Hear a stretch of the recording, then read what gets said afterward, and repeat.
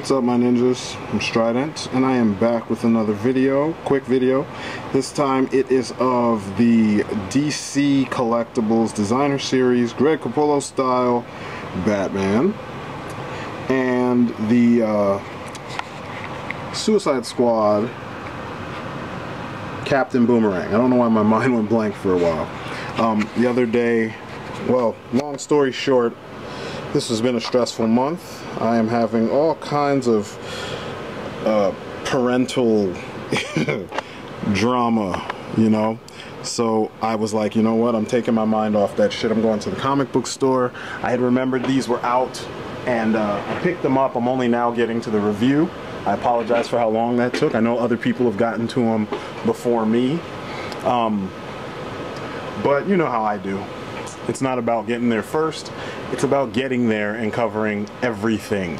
So long story short, I've held off on getting a new 52 style Batman because I figure I can deal with a Flash figure that's not super ridiculously posable, especially since I have 4 Flash figures, and the new 52 Flash figure can get into a decent running pose. Same with Wonder Woman. She's not necessarily Van Damme or, you know, Bruce Lee. She's badass, you know. All she has to do is hold a sword and be able to put her hands on her hips and, you know, get into a flying pose. Aquaman, same deal, even though he's a little bit less quality in the sense that he can't hold his staff with or his trident with both hands. So with Batman, I was like, yeah, I'm getting the Capullo style one because he has articulation, and it looked like he had more articulation or better articulation than the you know, the Arkham Origins Batman, and in a way he did, or he does, I should say, not that he did. So first let me get Captain Boomerang out of the way. We'll go over him in a second. First off, he just comes with a bunch of batarangs, really small batarangs. I've already managed to lose 2 of them. Actually, let me hold this up. You see how small they are? I've already lost 2 of them. Or, I'm sorry, 1 of them. I've only managed to hold on to 2 of them. As soon as I opened the package, I opened them up in the car to make sure that he had, you know, the proper number of limbs, the proper parts and stuff, and literally one popped right out and flew in between one of my seats. So I know it where it is, kind of, you know, in theory, but yeah, it's gonna stay there. I'm not going through any extra anything to go find that piece. I kind of don't like that they made those things so small. It takes away from, you know, the way that you should be, how do I put it? No one wants to have pieces that you can't keep track of. And I have a lot of small pieces because I collect G.I. Joes, but you know, I didn't expect for those batarangs. I actually forgot he had batarangs, you know? I just thought it was a figure, that was it. I prefer putting the larger batarangs in there, and I like that he has the slots so that he can hold on to a batarang and look, you know, pretty professional, and it doesn't look weird. You pretty much can slide 3 batarangs in between. He's dropped 1 already. That's the thing I don't like about this. You can slide these batarangs in between these joints, well, in between his fingers. His fingers are positioned in such a way that allows for you to fit them in between there, and it actually looks really cool once you do it. So you can either have him kind of looking like, you know, I don't know if he's trying to look like he has claws, I don't know what the deal is, but it looks cool. I know Greg Capullo tends to draw him with the tiny batarangs, and you know, he's kind of posed like he's getting ready to throw them, kind of like so. It looks good though, I like it.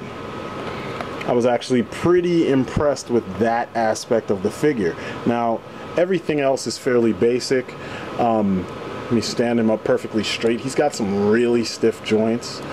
It's kind of strange too, because you'd think after all the craziness and the QC issues that happened with the you know, crime syndicate figures, that they would be a little bit less lax when it comes to the joints, you know what I mean? They'd be on top of that. But fortunately, this Batman did not pop apart. I've been playing with him since I picked him up. He didn't pop apart in the box, or as soon as I opened him out of the box, and he just looks badass. A lot of people said they had issues with the face, but one of my favorite Batman figures is the Public Enemies version, which is done in the style of Ed McGuinness, which is why he's so buff. And look at that guy's face. You know what I'm saying? Like, I don't really have a problem with this guy. I like it a lot. Same goes for this face. I love this face. There's nothing wrong with it to me. Greg Capullo, I mean, you're buying it because it's in the style of a particular artist.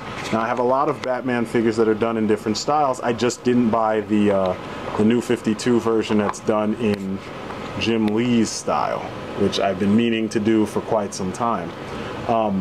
His articulation, though, is very similar to the articulation in the Crime Syndicate. Stand closer, homie.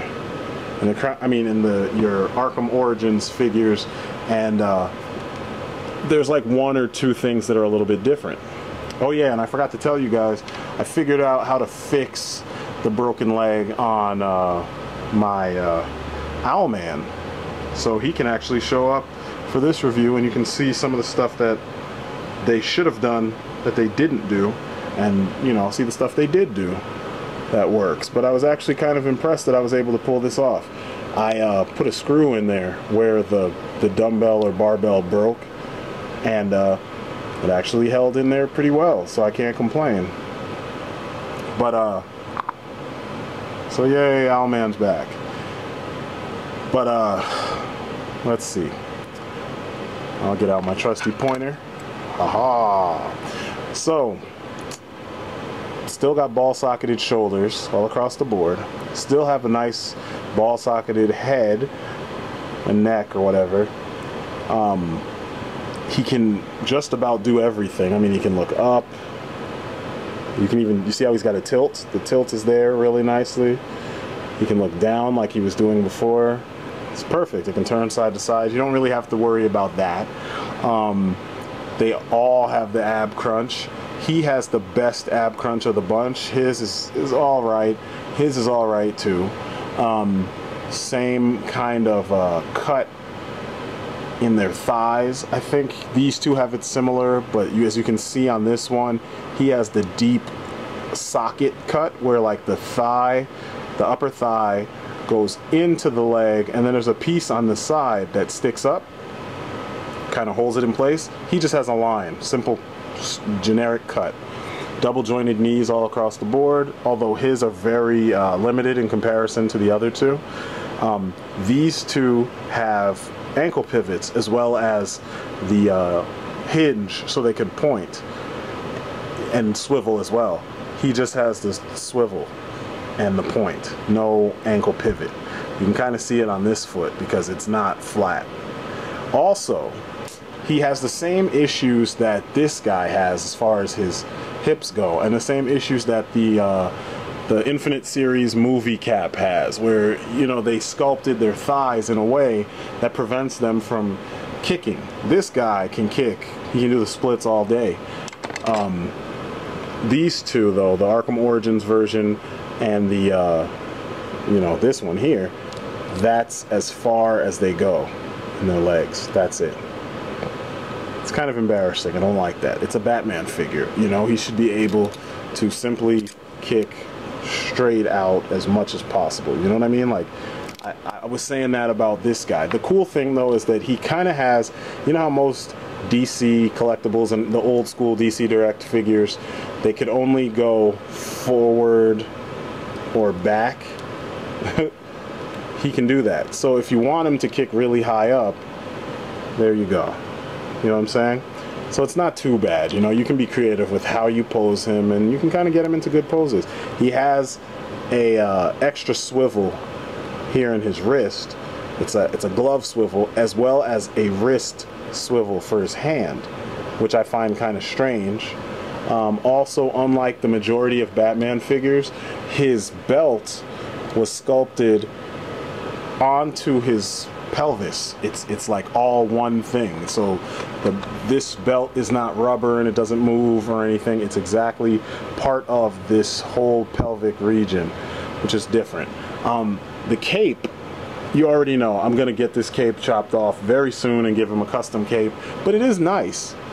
I have to say that of all the Batman figures I have, these 3 figures right here, I've had no need to really quickly get rid of their capes. I kind of been slow rolling on it because the capes aren't really bad. Stand up, stop screwing around. There we go. Owlman's is pretty nice too. I wish it was bigger, but I mean, the capes look pretty nice. I can't really complain. And so you kind of see where they're going with it, but you know, nothing beats my custom capes so far. I'm working on doing posable capes as well, where you got a wire running through them, but you know, he needs a long, crazy ass cape. I might not make it as long as these guys, but he needs a long cape. I mean, just look at how that flows properly. That's what he needs. He needs the cape to kind of fall in front of his arms the old-fashioned way. And that will help make him look a little bit more thorough, you know what I'm saying? So that's what I'm gonna do next.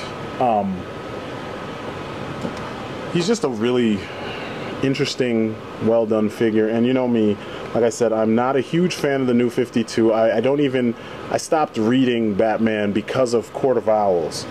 I didn't really like some of the inconsistencies with Batman as a character. I don't like that all across the board in the New 52, so for this I was kind of like, it marks another bat suit for me, you know what I'm saying?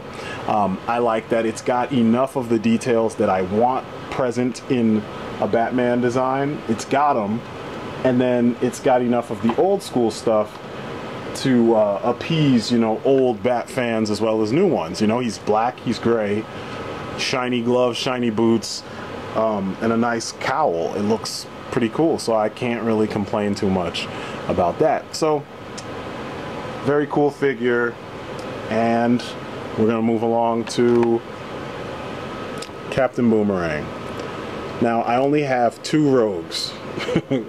2 of Flash's rogues, which kind of sucks. I need to hurry up and get a freaking Professor Zoom and like a heat wave. I don't know why I said hot wire. And I need a Mirror Master. I just don't want to pay the stupid prices that they have for Mirror Master on the market, secondary market.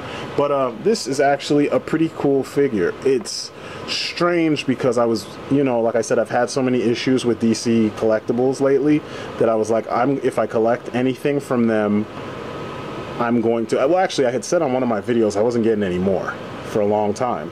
Then I thought about it and I said, how about I go backwards and I get the stuff that I missed that didn't have, you know, before I had even seen people talk about this stuff. And then that's what made me think about Captain Boomerang over here. I like this design. It's really simple, straightforward character. He comes with very little as far as accessories go, just as Boomerang. I thought at first that the Boomerang actually could fit in, he has like an opening on his chest. I'll try and move close enough so you guys can see that. Alright, can you guys see? That very last switch or like divot or whatever, there's a space for you could put something there, but the Boomerang that he can hold versus the Boomerang size, you know, the other Boomerangs that are sized on his chest, they're 2 different sizes is what I'm getting at. So it's kind of difficult to put this in there and it would probably break. It doesn't give very much, but as you can see, he's a very well done figure. Nice different types of paint. I like the stripes on the edges, like on his pants. You see that? Very clean stripe going along his jacket. I mean, this man, he's dressed for success, and I dig it. The boots are really nice. There's the back. His jacket kind of flares out. And it's made of a nice malleable material, so it's not very hard to keep it out of the way. Same goes for his little ascot. It doesn't get in the way. Let me go through his articulation real quick. Arms go up this much because of the shoulder. Bend at the elbow, twist at the glove. That's it for his arms. His head is on a wonderful ball joint. No, oh, he's got waist articulation, ball socket hip, no thigh swivel, single jointed knees, hinge at the foot, boot swivel. That's it. So this guy is a win if you need some rogues. I think I'm gonna go back and get the rest of the Suicide Squad. I need Deadshot. So anyway, this has been the longest of my quick reviews. So hope you dug it. On to the next one.